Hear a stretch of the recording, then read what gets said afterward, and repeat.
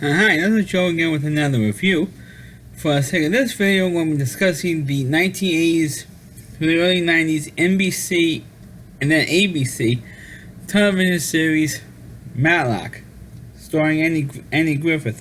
Of course, this is a review I want to do for a long time, and because of my computer problems, it's only taking me up to now to actually do a physical review. Of course, Matlock is my generation's version of Perry Mason. Of course, Perry Mason was big during the late 50s throughout the 1960s, starring Raymond Burr as Perry Mason. Well, over 20 years later, you have Matlock with Andy Griffith. Now, of course, this is the first really successful show that Andy Griffith has had since, of course, the most famous show, which was, of course, the Andy Griffith Show back during the 1950s. So this is only the second really successful show that, fortunately, Andy Griffith has had in his career. Of course, earlier I mentioned that this series aired on actually two different networks, which, of course, at that time, during the 80s, even the 90s, well, now it's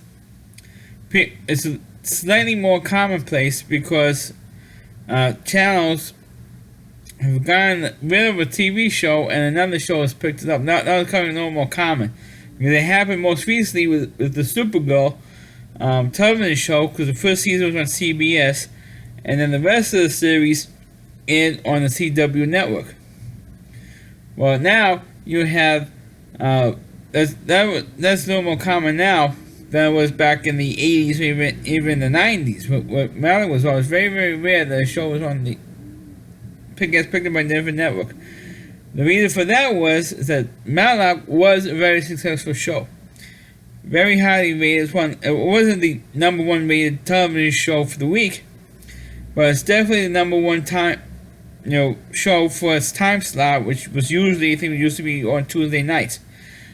The reason why it was moved is the reason why after 6 years that NBC got rid of the show was because NBC at that time was drawing in the big and the older demographics.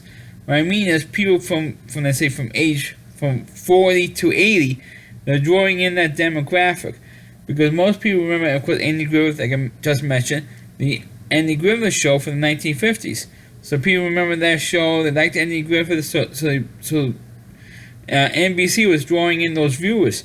Even though Matlock was running the time slot, and that's what everything is ratings on television, that they rather have the 18 to 34-year-old crowd and not the 50 to 80-year-old crowd. To me, it doesn't make a difference. As long as the show draws ratings, it doesn't matter which demographic they're getting.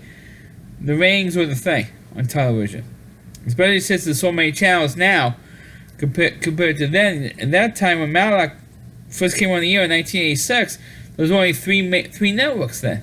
That's how old the show is. You only had three and it wasn't until like a year later when the Fox television network came into being. So that's how long old the show is. So that's when it started. Excuse me.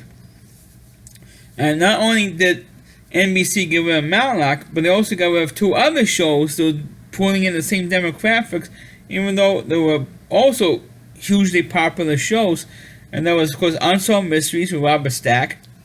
CBS picked up that show after NBC canceled that, and then you had in the television show In the Heat of the Night, which they plan to do a review of that show as well, starring Carol O'Connor as Bill Gillespie. They got rid of that show as well. All three of the shows pretty much got rid of just about around the same time. And by the case of Unsolved Mysteries and In the Heat of the Night, they got picked up by CBS. And they stayed on for, I think in the case of In the Heat of the Night, I think they stayed on for like a year or two, and then that was canceled after 7 seasons altogether. And Unsolved Mysteries, I think they stayed on for another 6 years or something, 4 or 5 years. I'm not sure how many years after that on CBS. And then Lifetime picked up the show, and it was on Lifetime for a couple of seasons. But sticking with Matlock, like I said, it was the 1980s version, or late 80s, early 90s version of Perry Mason, with Andy Griffith style humor in it. Well, like I said, Andy Griffith plays the title character of Matlock, who is a lawyer from Atlanta, who, like every show, in the beginning of the show, for the first 10 minutes or 5 to 10 minutes of the show, sets up the premise for the entire episode, where you see a conflict with either a husband and a wife, or two business partners, or whatever the situation is, and one of them ends up getting killed, and Matlock defends the person who was initially accused of the murder. So, and of course, the rest, pretty much most, if not the rest of the episode, is with Matlock or his investigator or during the first season, it was his daughter, played by Linda Pearl, which is ironic, which is going into some of the casting later on. And his investigator was originally played by Kane Holiday for the first I think it was like three seasons. Because he ends up getting fired from the show for some reason. I don't know why, but he was fired. And then they brought in Conrad McMasters, that was the character's name, on the show. And then later on he leaves to go do Walker Texas Ranger when the show got switched to ABC. So anyway, they had the investigator, and you had Matlock's lawyer, Matlock's daughter, I should say, played by Cheyenne. And they will investigate the murder, investigate other possible suspects, and of course, big surprise, by the end of the show, the person who actually did it gets confronted on the set. Just like that's why I made the comparison with Perry Mason, because it's just like Perry Mason when you see the end of the episode, and the person who did the deed is on the stand, and Matlock confronts that person with the evidence. Oh, you're the one who actually did it. And of course, in the end of the show, either the judge throws out the charges, or the jury comes back with a verdict saying the person is not guilty. That's usually what most of the. I mean, this is a pretty formulaic show, especially if you have seen Perry Mason in the past, and of course at that time that Matlock was starring, NBC, ironically, NBC had a series of Perry Mason TV movies because they brought the character back after 20 years, and Raymond Burr was in a series of 2-hour TV movies that aired from time to time. Like every few months, we have a new Perry Mason TV movie, which I've seen a few of them of, and so you've seen these shows, and you see it's pretty formulaic. But of course, also on Matlock, because like I said, Andy Griffith's on the show, and he likes to put some humor into the show, and there's usually some type of running gag, throughout the particular episode. But of course, also from time to time on Matlock, you do have a 2-hour. As a matter of fact, Matlock did start off as a 2-hour TV movie. And I guess the ratings were good enough, and NBC greenlit a series with Matlock. But unfortunately, they hired a different actress to play the daughter in the television series. I forgot the name of the actress who played Matlock's daughter in the original TV movie, but for when NBC greenlit the series in 1986, they brought in Linda Pearl to play Matlock's daughter, Cheyenne. I forgot the name of the character. I'm always mispronouncing it.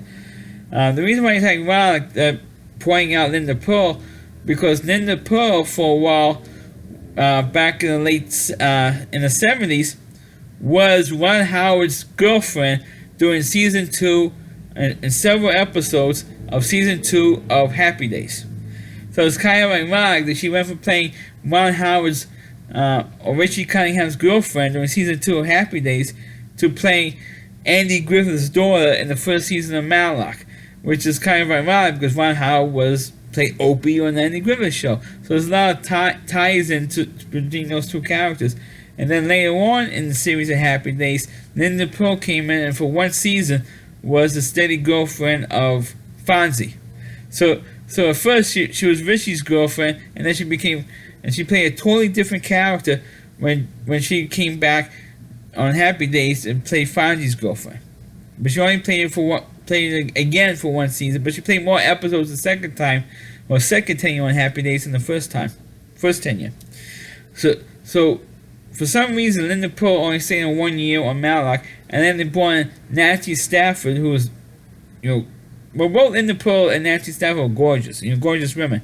But Nancy Stafford stayed there for 5 seasons, from season 2 to season 6, and the funny thing is that she was in one episode of season 1 playing a prostitute in season 1, and Nancy Stafford, who was a former Miss America contestant, she was Miss Florida, the Miss America contest. She came in and played Michelle Thomas, and she stayed in there for 5 years. And she was the woman who stayed on the show the longest of any of the women that ever appeared on Matlock, and I thought she was very, very good. But after the 6th season, she left the show. And then they had Bryn Thayer on the show playing Matlock's other daughter, Leanne. Now, the funny thing is that on the first season, you only had Matlock only mentioned one daughter, who after the first season, she went to Philadelphia to work in a law firm, and then she brought in a different daughter with a different name, I might add, for the last 3 seasons that aired on ABC.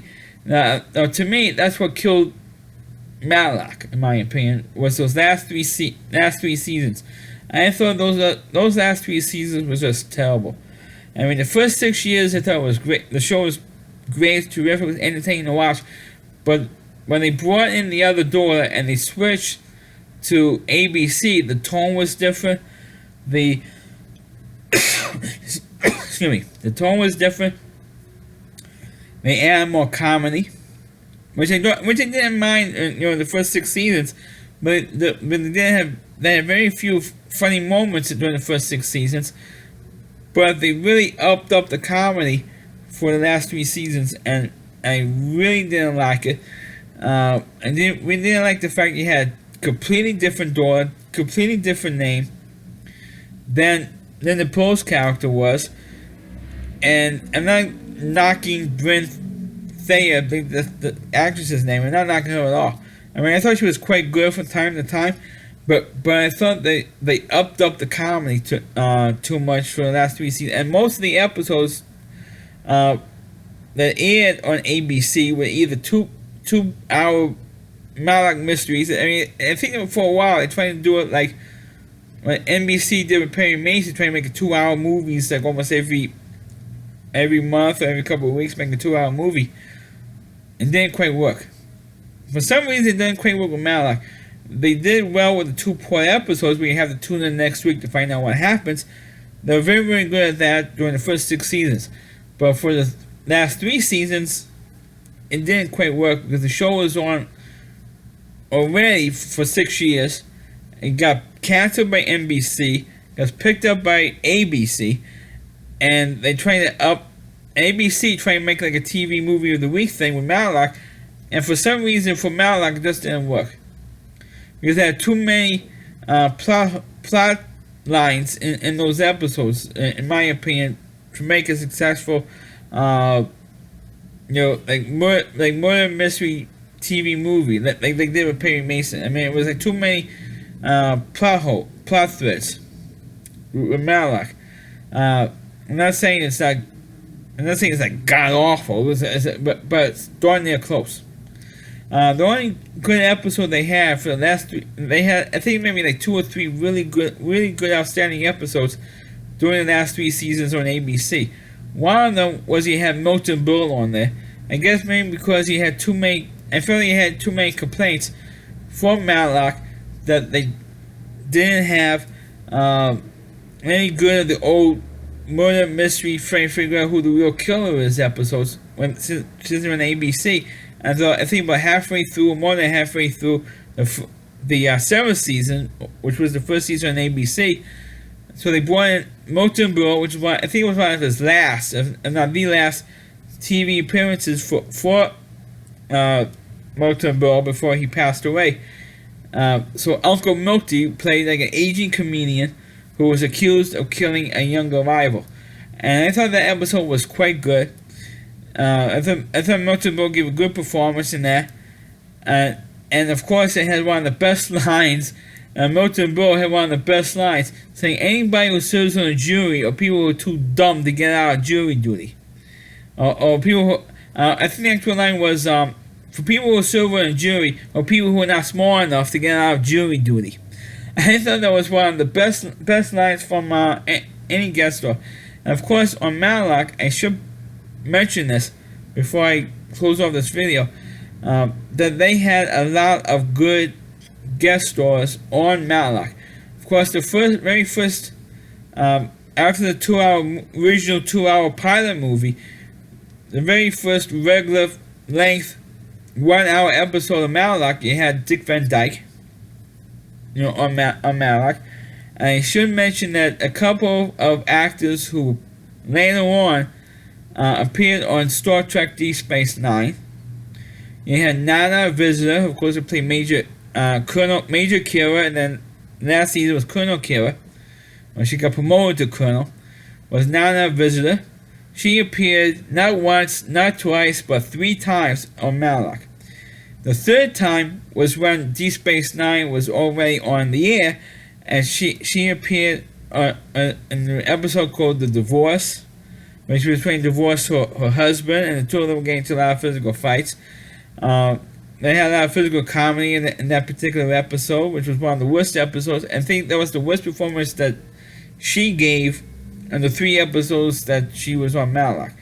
The other 2, she gave a great performance of. She played like she wore a wig or she dyed her hair as a platinum blonde.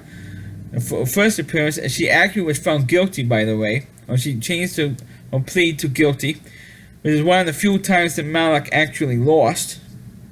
I might add. Another time when she played a character with a multiple personality who actually did the murder in that episode as well. So 2 episodes she played 2 different characters, or should I say 3 different characters because it was a multiple personality. Did the murder, and then the 3rd episode, she just played like a normal person who was getting into a fight with her soon-to-be ex-husband. So she did 3 different episodes of Matlock in its history. The other actor I think was on more than once was Renee, the guy who played Odo on Deep Space Nine, who sadly passed away not that long ago. Maybe a year or 2 years ago, he sadly passed away, and he was on Matlock more than once. I think the second time that Odo was on Matlock, I think Deep Space Nine was also on the air at that time, in the early years of the show. He was on Matlock, and so was Nana Visitor from Deep Space Nine. You also had, I should mention, one of my favorite episodes of Matlock was called The Ambassador, where it was a 2-part episode. It was filmed in New York. You had Lisa Harmon in there. You also had David Ogden Stiers, who of course was on MASH, who also passed away. You had Robert Ginty was on All My Children. He was on the show. I should also mention the Michael E. Knight, who also appeared on All My Children as Tam Martin. Appeared in an episode of Matlock as a magician accused of killing his assistant. And actually, of course, he got off in that one. You also had an episode with Mike Farrell, who was also on the TV show MASH, along with Diana Muldaur from, L.A. Law and so many other TV shows over the years. She played a judge who committed a murder, and she was found to be the one who did it at the end of a 2-part episode with Matlock being a special prosecutor, which I thought was one of the better 2-part episodes.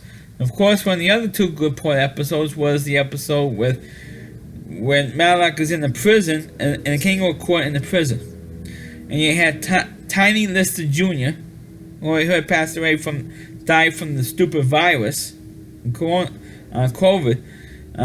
He appeared on Matlock more than once. And he helped protect Matlock when he was in the prison, and the prisoner one. Of course, one of the other famous actors who was in the episode was in Matlock. I already mentioned Milton Berle already.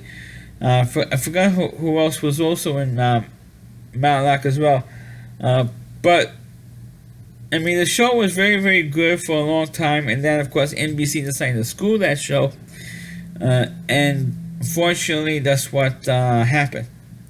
But the show still lasts to this day. It's on reruns on like a MeTV. It's still showing Matlock every day, and so you get your Andy Griffith fix for that show as well as the original Andy Griffith show. It's still, the show still holds up to this day. You can say that it's dated because of when the show aired, but it still holds up. And like I said at the top of this video, it's my generation's version of Perry Mason. But the only difference is Perry Mason never lost. I don't know a single time. True, I haven't watched any episodes really of the Perry Mason television series. But I watched the TV movies like I mentioned earlier, and one time I can remember Perry Mason ever losing. But Matlock, I guess they don't want to do the same thing with Perry Mason when Matlock always wins. He has lost sometimes. I think he lost maybe 4 or 5 times total through the whole 9 years of the series, and that's that's surprising even to me as a faithful watcher of the series. So that's my review of the television show Matlock. Please click on the video, please rate it, please subscribe to my channel, please forward this video to your Facebook pages. You can check out all my reviews and on my YouTube channel at rallyc.com, so WDY.com is the homepage and Rally Reviewer. Chris Lee Moore, please check out all of his videos on his website. Thanks for watching, catch you next time.